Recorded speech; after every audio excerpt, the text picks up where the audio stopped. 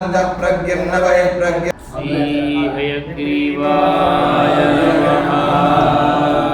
श्री गुरुभ्यो नमः।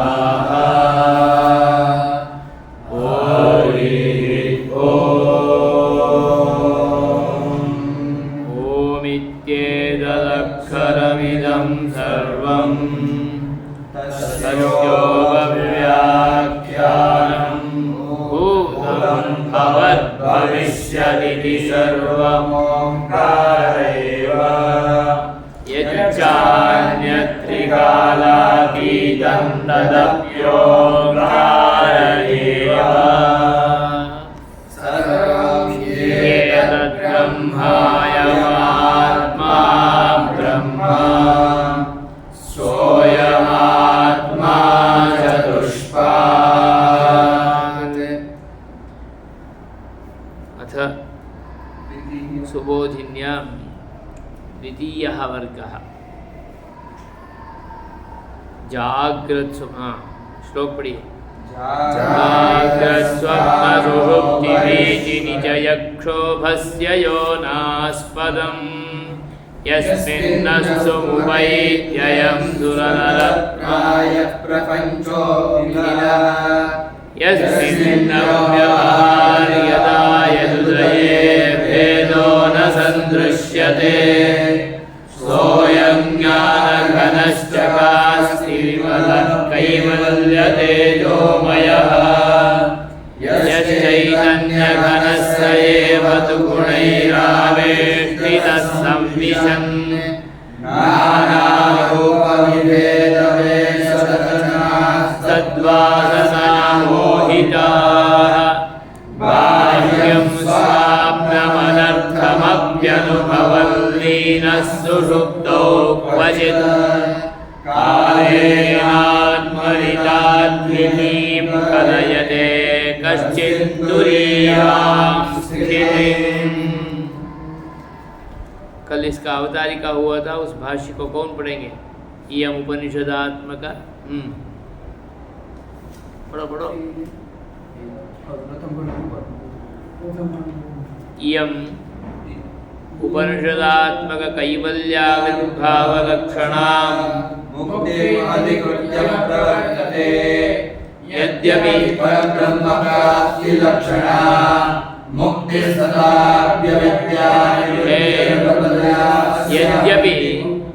यद्यपि परब्रह्म प्राप्ति लक्षणा मुक्ति तथापि अविद्या निवृत्ति गर्भतया अस्य मुक्तिपर्वणि समावेशो न्यायः।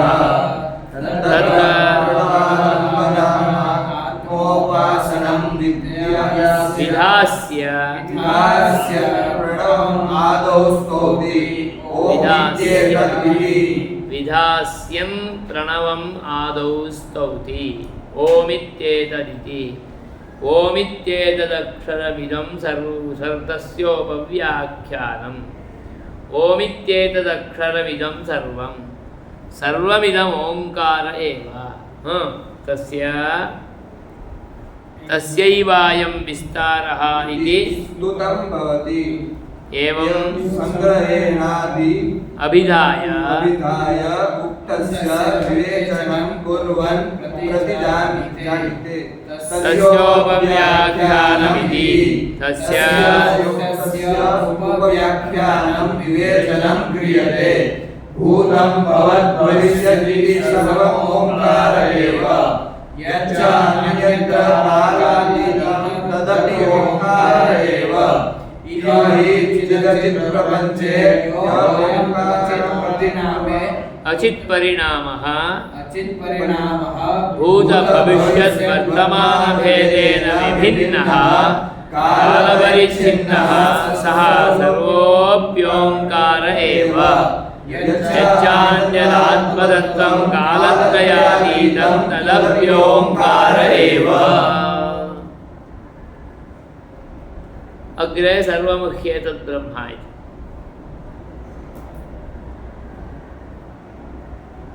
एषा उपनिषत् कैवल्यभावमुक्तिं अधिकृत्य प्रवर्तते इति सर्वादौ उक्त्वा कैवल्यभावामुक्तिः कैवल्यभावमुक्तिः भवति चेत् तया ब्रह्मप्राप्तिलक्षणा मुक्तिः भवति।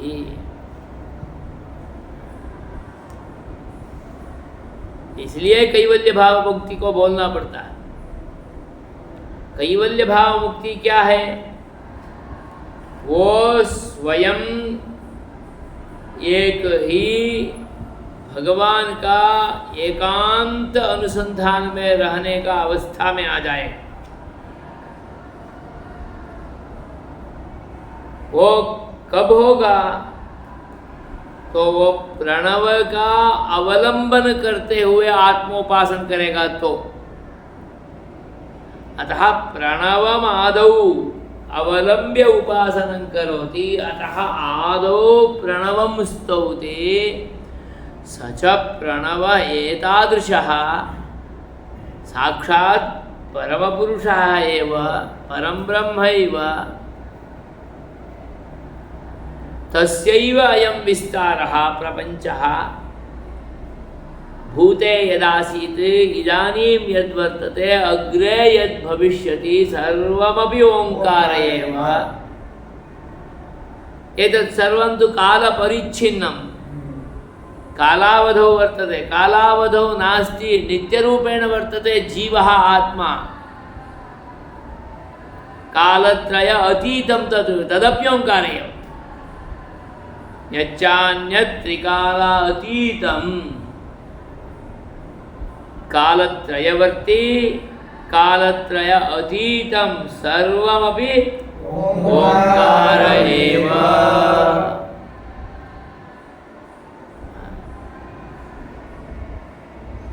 तो आगे बोलते हैं सर्वं ह्येतद् ब्रह्मा अयमात्मा ब्रह्मा सोऽयमात्मा चतुष्पात्।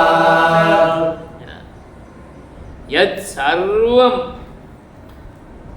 सर्वम् ओंकारः इत्येतत् सर्वं ब्रह्म इत्यर्थः। यतोहि ओंकारः परब्रह्म तत्त्वस्य वाचकः शब्दः, तस्य वाचकः प्रणवः इति खलु उच्यते। कालत्रय अतीतमपि ब्रह्म, कालत्रयवर्ती परिच्छिन्नमपि ब्रह्म। ये बोलते हैं अयम आत्मा ब्रह्म, अयमात्मा भी ब्रह्मैव। कालत्रय अतिवर्ती इदं सर्वम् आत्मतत्त्वम्। आत्मतत्त्व तो नित्य ही न। इदानीम् एतत् शरीरम् अवाप्य एतत् अत्र वर्तते। तत् स्वकीयकर्मानुगुणत्वेन रूपेण आगामि जन्मनि अन्यत् किमपि शरीरम् अवाप्य तिष्ठति। अतः स्वकीयकर्मानुगुणं भिन्नभिन्नशरीरम् अवाप्य स्थीयमानं स्वस्वकर्म अनुभूयमानम् इदं जीवतत्त्वं तत् कालत्रय अतिवर्ती तदपि ओंकारः। अतः अयमात्मा ब्रह्मा।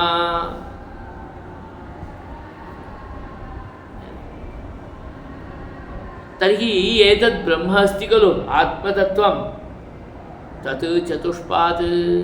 सोऽयमात्मा चतुष्पात्।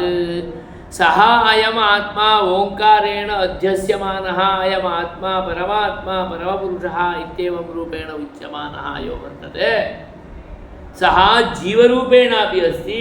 अयं जीवः चतुष्पात् भवति। पादचतुष्टयवर्ती। जागृतावस्थायां, स्वप्नावस्थायां, सुषुप्त्यवस्थायां, तुरीयावस्थायां च भवति इति कृत्वा एषः चतुष्पात् भवति। पादचतुष्टययुक्तः अयम् ओंकारे अध्यस्यमानः आत्मा। वस्तुतः ओंकारः परमपुरुषः, परन्तु सर्वम् ओंकारः इत्युक्तत्वात् जीवः अपि ओंकारः। जीवः परमपुरुषेण अध्यस्यमानः, तत्तादृशः अयमात्मा चतुष्पात्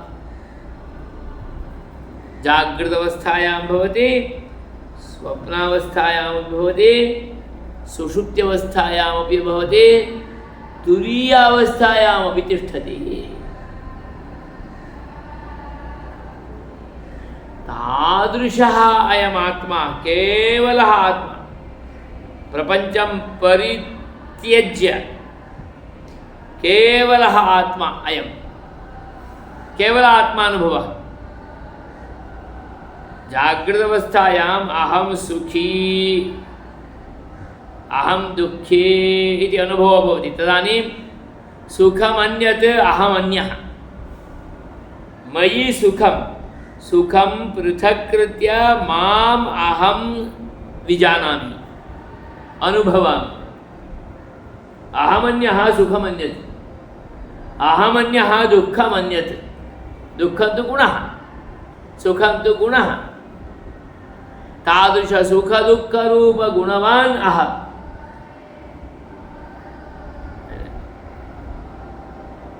जागृतावस्थायामपि आत्मानुभवः भवति, स्वप्नावस्थायामपि आत्मानुभवः भवति। स्वप्नादुत्थितः वदति अहं स्वप्ने एतत् दृष्टवान्, अद्य एतादृशः अनुभवः अभवत्। तदानीं स्वप्नमन्यत् अहमन्यः, आत्मानुभवः भवति खलु। एवं सुषुप्त्यवस्थायां तदानीमपि आत्मा अस्ति।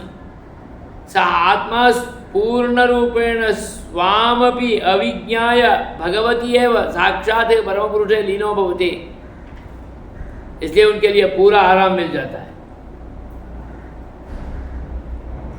और अच्छा सुषुप्ति हो गया, नींद हो गया, तो बाहर आके ओह आज मुझे बहुत अच्छा नींद आ गया और मुझे अच्छा आराम मिल गया, ऐसा बोलते। सुखमहमस्वाप्स्वम्, अहम सुखम अस्वाप्स्वम्, मुझे बहुत अच्छा निद्रा सुख प्राप्त हो गया। न किंचिद अहम अवेदिशम, वो भी बोलते हैं क्या हुआ कुछ मुझे पता ही नहीं चला, आज इतना अच्छा नींद आया। क्योंकि स्वप्न का भी बीच में प्रतिबंध नहीं हुआ, ऐसा नींद और गहरा नींद।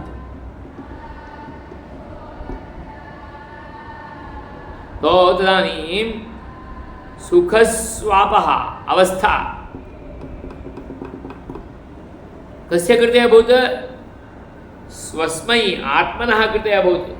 अहम आत्मा अन्यः, सः अनुभवः अन्यः। सः अनुभवः मयि जातः, अतः वो तृतीया अवस्था। चतुर्थावस्था तुरीयावस्था, मुक्तावस्था। पूरा संसार बंध को छोड़ के निकल जाता।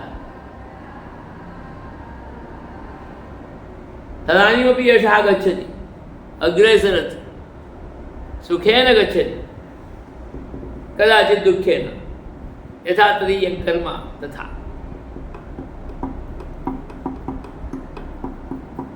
यशः तुरीयावस्था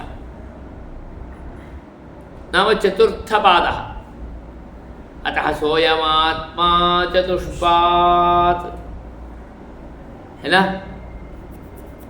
ओंकारे अध्यस्यमानः अयमात्मा पादचतुष्टययुक्तः। तत्र सुबोधिनीं पश्यामः। कुत एतत्? आहा सर्वं ह्येतत् ब्रह्मा, अयमात्मा ब्रह्मा। एतत् सर्वं किं तत्? दृश्यमानम् अखिलमपि।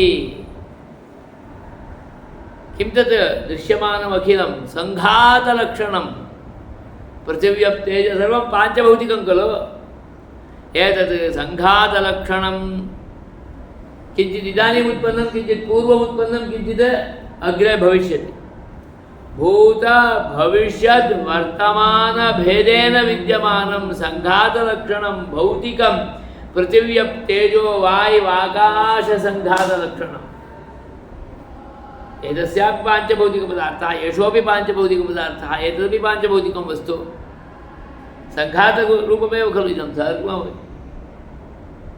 सर्वं संघातलक्षणं भूत भवद् भविष्यत्कालीनं तत्तत् भेद भिन्नं कालभेद विभिन्नं सर्वं एतत् ब्रह्म ब्रह्मैव कुतः ब्रह्मकार्यत्वात् ब्रह्मैव कार्ये कारणोपचारः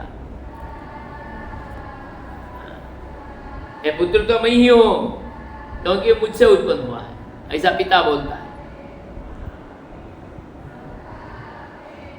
ये मेरा है ऐसा बोलते बोलते मैं ही हूँ और देखने वाले भी अनुभव करने वाले भी पिता का सकल गुण संपत्ति उसमें देखते हुए ये तो तमेच्छो एम पढ़ के ये तो आप ही हो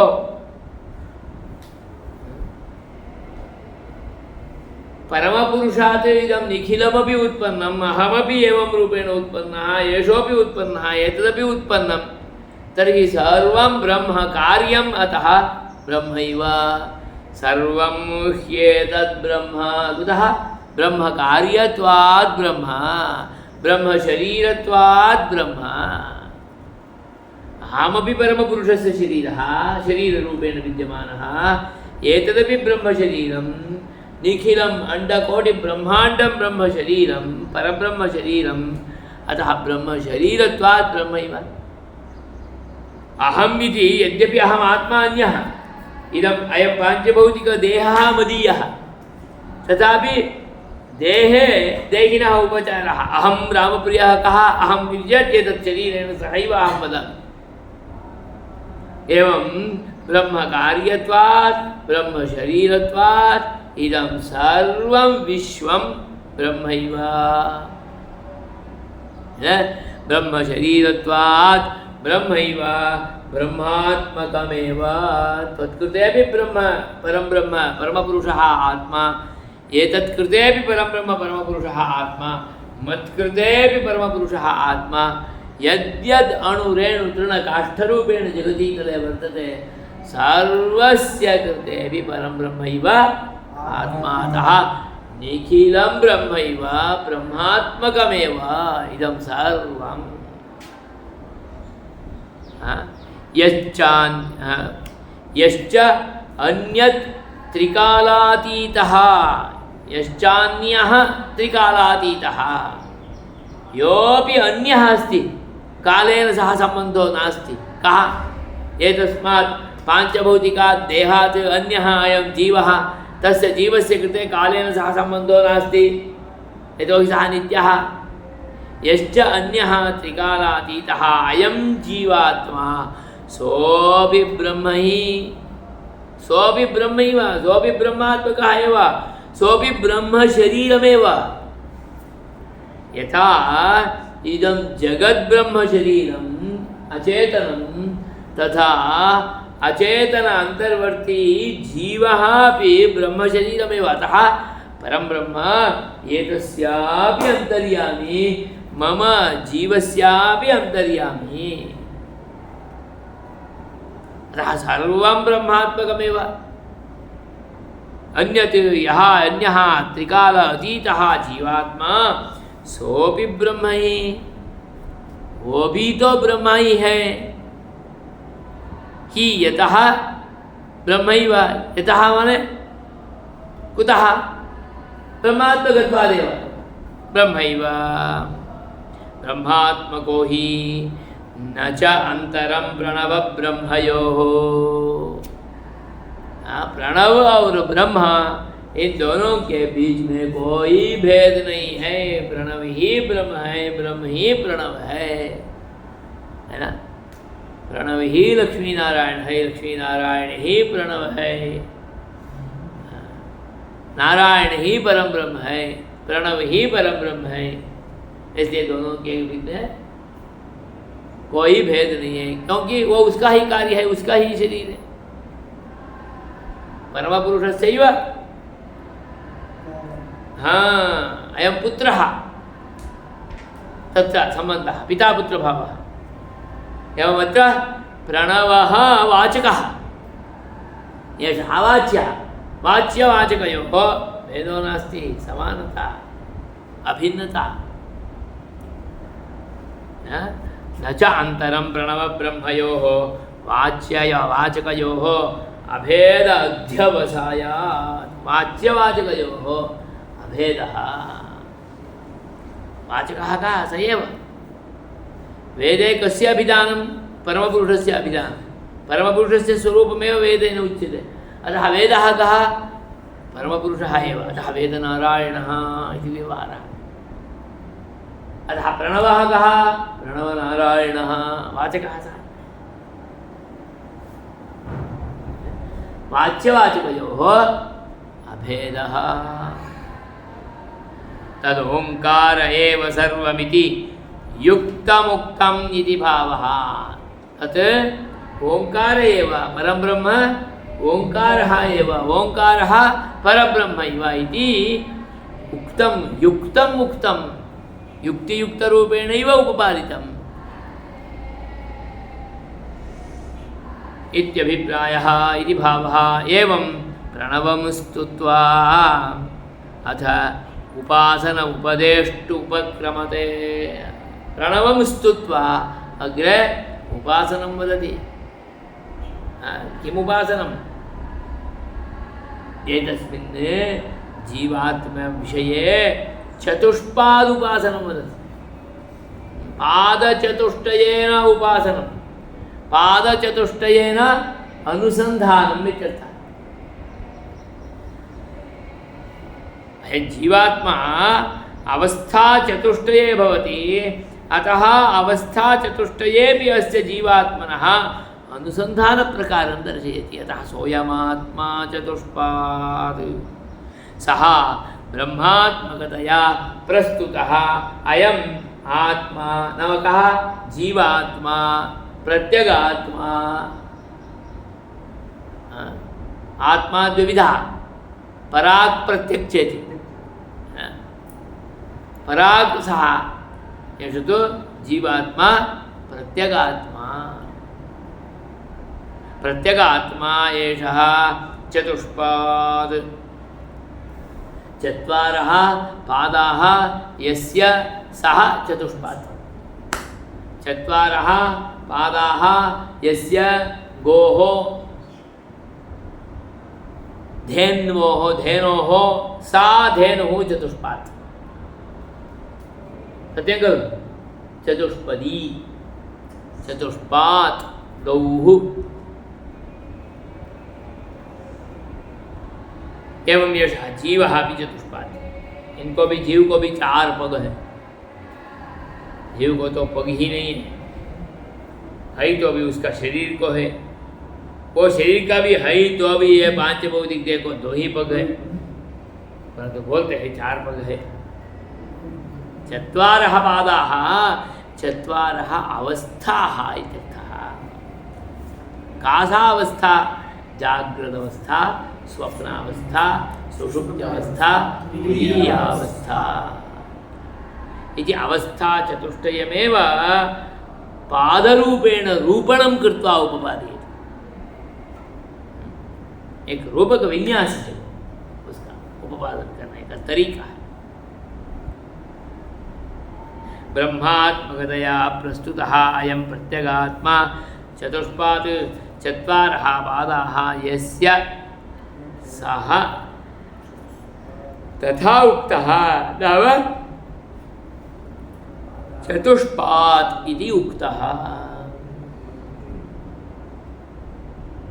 तर्हि तत्र प्रथमपादः कः ओङ्कारस्य अस्य प्रथमः पादः सोऽयमात्मा चतुष्पात् ओंकारात्मकः वैश्वानरात्मकः ओंकारः ओंकारस्य जागृतावस्थायां विद्यमानस्थितिः अयम् आत्मा ब्रह्म इति उक्तं खलु। अयं जीवः अपि ब्रह्मैव, ब्रह्म अवस्थाचतुष्टयात्मकं ब्रह्म। अत्र जागृतावस्थायां कथम् एषः आत्मा भवति चेत् तदुपपाद्यते। अस्याः एषा अवस्था तु जागृतावस्था, अतः जागरितस्थानः अयं जीवः, ओङ्कारः, प्रणवः, अयमात्मा परमपुरुषः, परं ब्रह्म। एतस्याम् अवस्थायाम् अयं बहिष्प्रज्ञः भवति। प्रज्ञा बहिः, स्वप्नावस्थायाम् अन्तःप्रज्ञा है ना। तथा सुषुप्त्यावस्थायां प्रज्ञा एव न भवति। प्रज्ञा होगा तो फिर स्वप्न ही हो जाएगा। जितने भी सोए स्वप्न ही चलता रहा, स्वप्न ही चलता रहा, तो उसको आराम नहीं मिलता है। तो बोलते हैं सोया परंतु बहुत डिस्टर्ब हुआ, अच्छी तरह से नींद नहीं आया भाई। या तो कोई आवाज़ किए तो भी उठ जाता है, वैसा हो जाता है। या तो कोई आवाज़ किए तो भी और कहाँ भी उनका स्वप्नावस्था का आवाज़ जैसा लग के उसमें लग जाता है, उसमें थक जाते हैं, इतना थकान आ जाता है। हाँ, उठते देखते तो पूरा शरीर में पूरा इतना पसीना पसीना हो गया होता, डर आविष्ट हो गया होता, और कोई मारे इतने दर्द लग गया ऐसा होता है, दर्द लग गया ऐसा होता है। बाहर आए तो भी, सोए तो भी नींद नहीं हुआ, थकान ज़्यादा होता है।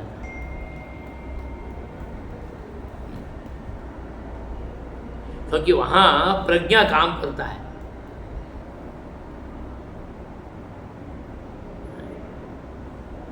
स्वप्न अवस्था में आत्मा को, अपने को, एक को ही अनुभव होता रहता है, दूसरे कोई नहीं होते उसमें, बाह्य पदार्थ भी नहीं होता है।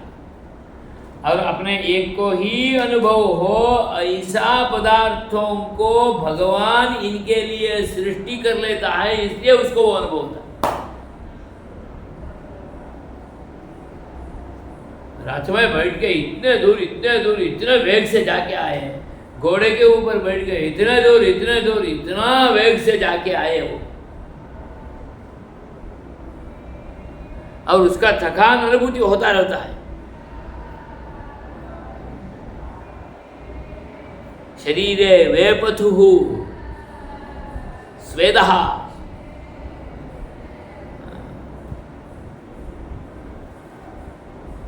डर सब हो गया होता है। स्वप्न में घोड़े में जाते जाते गिर गया तो, लग गया तो उसका भी दुख होता रहता है। अभी तो घोड़े नहीं होगा, गाड़ी होगा, चलाया, एक्सीडेंट हो गया होता है। इस कारण से एक्सीडेंट का स्वप्न भी होता है ना।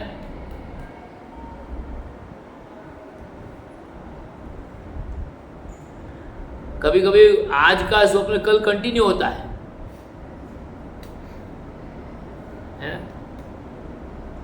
कंटिन्यू हो गया, हॉस्पिटलाइज, आईसीयू सब गए, जाके आ गया होता है। सर्वोपि अंतःप्रज्ञः, जागृतावस्थायां बहिःप्रज्ञा। अतः एषः आत्मा जागृतावस्थायां जागृतस्थाने विद्यमानः बहिष्प्रज्ञः सप्तांगः एकोनविंशतिमुखः स्थूलभुक्, स्थूलशरीरे भवति इदानीम्। अंतःप्रज्ञो भवति तदानीं स्थूलभुक् न भवति, सूक्ष्मभुक् भवति। भोगादिकं भवति परन्तु सूक्ष्मरूपेण भवति। अत्र तु भोगः वैश्वानराग्नि आधारितः भोगः भवति। अतः एषः प्रथमः पादः। अत्र सप्ताङ्गत्वं किम्, एकोनविंशतिमुखत्वं किं, तदपि अग्रे उपपादयति।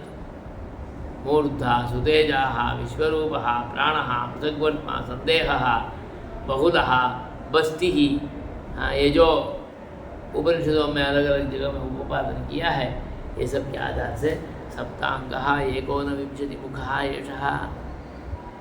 एकोनविंशति किं तत् ज्ञानेन्द्रिय पंचकं पृथिव्यादि पंचभूतानि इत्यादि। ज्ञानेन्द्रिय पंचकं, कर्मेन्द्रिय पंचकं, प्राण पंचकं, तीन हो गया, और कर्ण चतुष्टयम्, चित्तम बुद्धि मनः अंतःकरणम्।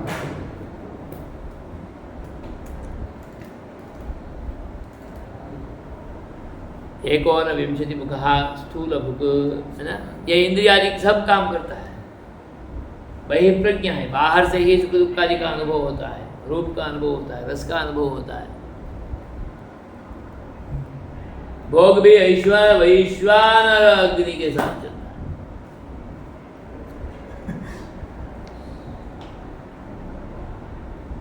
है। ये द्वितीय खंड में इनका प्रथम पाद जो है जागृत अवस्थायां विद्यमान जागृत स्थान तदुपपादयति।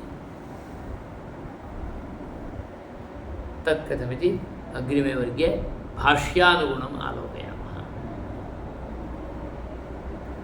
तत्रापि भाष्यं सुबोधिनी भाष्यं। भाष्यं तु लघु अस्ति। पादान् क्रमशो निरूपयति जागरितेति। जागरितं स्थानं यस्य सः जागरितस्थानः, स्थानं जागरितम्, अतः जागरितस्थानः सः पादः। अधिष्ठाय चैतन्यप्रभया चक्षुरादिबाह्यान् रूपाद्यर्थान् अनुभवति बहिष्प्रज्ञः अयम्। जागरितस्थानमेव जागृदवस्थामेव अधिष्ठाय अवलम्ब्य तदाक्रम्य जागृदवस्थाम् आक्रमते सः तदानीं चैतन्यप्रभया ज्ञानप्रभया, ज्ञान का प्रकाश से चक्षुरादि इंद्रियों के द्वारा रूप रसादि अनुभवों के द्वारा सुख दुखादि का अनुभव कर लेता है ना। बाह्यान् रूपाद्यर्थान् रूप रस गंध स्पर्श शब्द रूपान् अर्थान् अनुभवति अयं बहिष्प्रज्ञः। बहिः प्रज्ञा यस्य सः बहिष्प्रज्ञः। अतः अयं बहिष्प्रज्ञः बहिष्प्रज्ञोऽयं सप्ताङ्गः यस्य आस्य भूत यस्यास्य भूतसूक्ष्मपञ्चकं धर्माधर्मौ चेति सप्ताङ्गानि यस्य सप्ताङ्गानि भूतसूक्ष्मपञ्चकं भूतं भूतसूक्ष्मं पृथिव्यादि भूतं भूतसूक्ष्मं चेत् तन्मात्रं गन्धतन्मात्रं रसतन्मात्रं शब्दतन्मात्रं स्पर्शतन्मात्रं रूपतन्मात्रं तन्मात्रपञ्चकम्। एवं धर्माधर्म, धर्मः नाम पुण्यम, अधर्मः नाम पापः। तो इसके आधार से ही होता है ना भोग। तन्मात्र का संबंध से भूत सूक्ष्म का संबंध होगा और धर्माधर्म का संबंध होगा, उसके अनुगुण ही इनका बाह्य प्रज्ञा होता है, बाह्यानुभव होता है।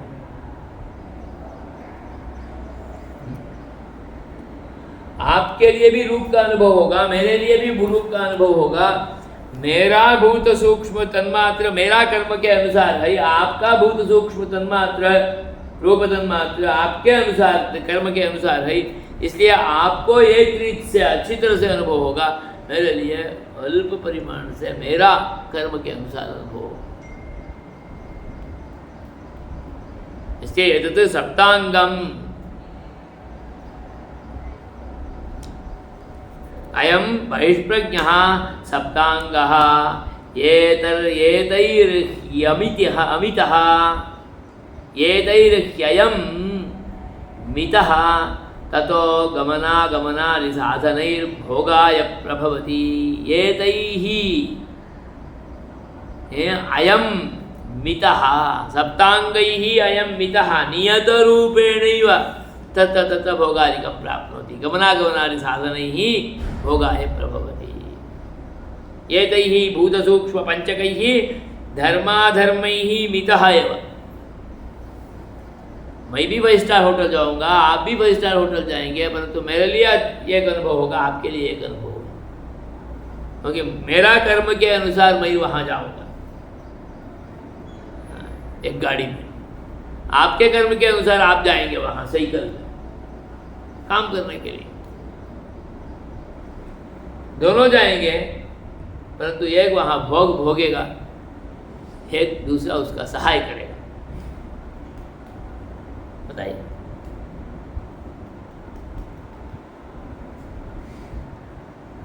अतः तदीय कर्मानुगुणमेव भोगैः एतैः सप्ताङ्गैः मितः एव गमनागमनादि साधनैः भोगाय प्रभवति।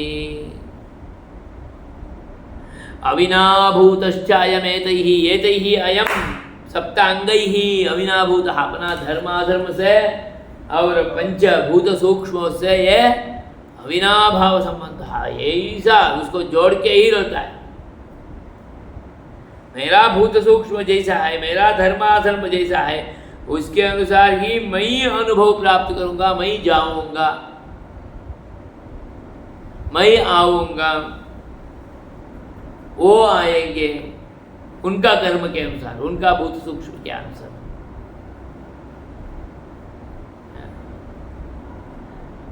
अतः स्पष्टयति अविनाभूतश्च अयमेतैः तदयमेतैः सप्ताङ्ग, अतः एतैः अविनाभूतः, अतः अयं कः बहिष्प्रज्ञः सप्ताङ्गः।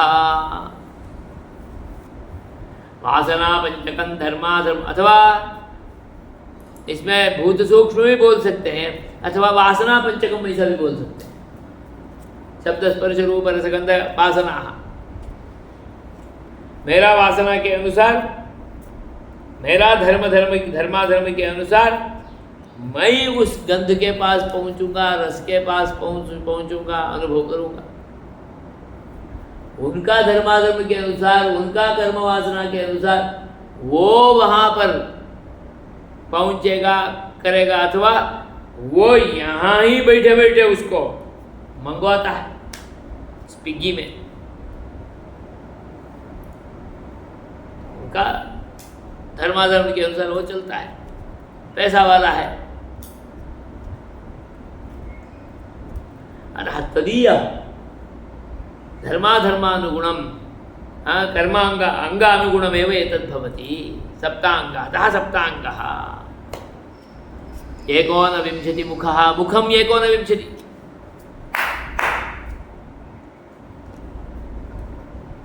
उसका अनुभव तो करना है। ज्ञानेन्द्रिय पंचकम, कर्मेन्द्रिय पंचकम, कर्ण चतुष्टयम इति प्राणाः पंच प्राणाः 29 इति आहत्य 29 मुखानि यस्य सः 29 मुखः। अयं कः? स्थूलभुक्, कः?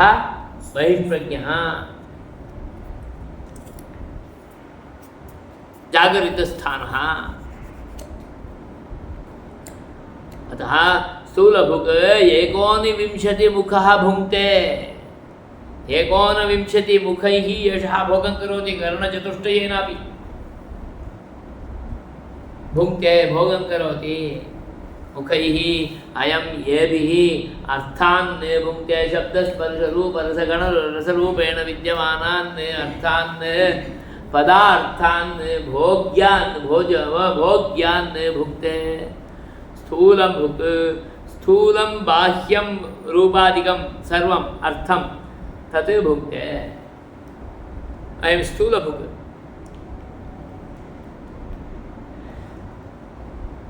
सोऽयं जाग्रद्दशावस्थः सः अयं जाग्रद्दशायामेव भवति स्थूलभुक् वैश्वानरः अतः अयं प्रथमः पादः प्रथमावस्था कथमस्य वैश्वानरसंज्ञा वैश्वानरः इति किमुच्यते विश्वं बाह्यं देवादिप्रपञ्चं यथा कर्म यथा संभवम् अहम् इत्यभिमन्यते अतः वैश्वानरः तदयं नराभिमानी वैश्वानरः विश्वं यस्य कृते अभिमानस्थानं भवति यहाँ तो वही है ना विश्व ही अभिमान स्थान है भूतपंच की अभिमान स्थान है मेरा घर मेरा परिवार मेरा पुत्र मदीय ऐश्वर्य मेरा बैंक अकाउंट मेरा पैसा मारू सोनू मारू चांदी सर्वम् अभिमानस्थानं स्थूलरूपेण विद्यमाने एव अभिमानादिकवत्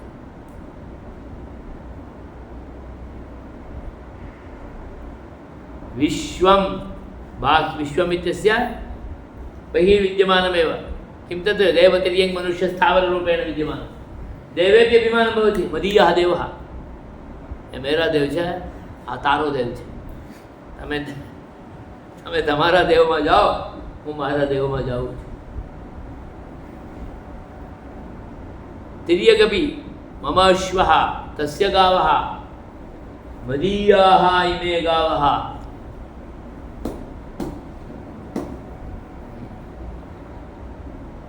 मनुष्येषु आत्मा अभिमानं देवेषु अभिमानम् एवं सर्वत्रापि एवम् अभिमानमेव भवति विश्वे एव अभिमानं स्थूले एव अभिमानं तदपि कथं यथा कर्म स्वकीय प्रारब्ध कर्मानुगुणं मैं जिस कुल परंपरा में आया हूँ उसके अनुसार मुझे देवादियों में श्रद्धा होती है ना देव मनुष्य किसी में भी कुल परंपरा में भी श्रद्धा आ जाती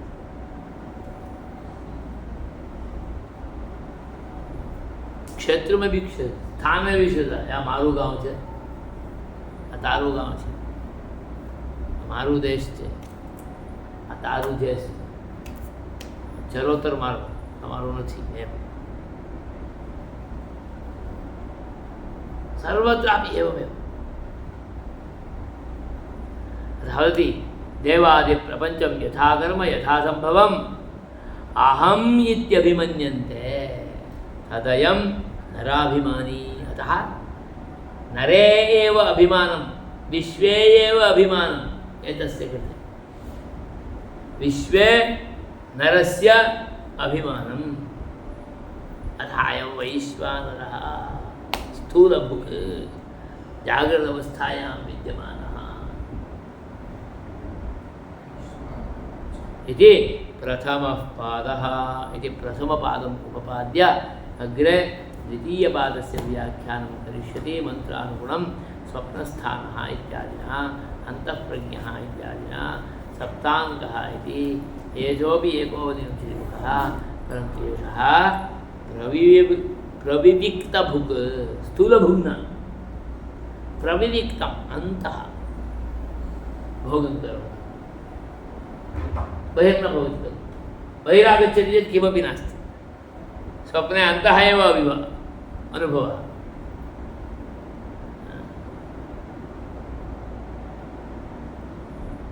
बड़ा प्लेन में भी बैठ के जा रहा है देश से देश 10 देश 15 देश घूम के आ गया बाहर आ गया तो केवल रूम से बाहर आना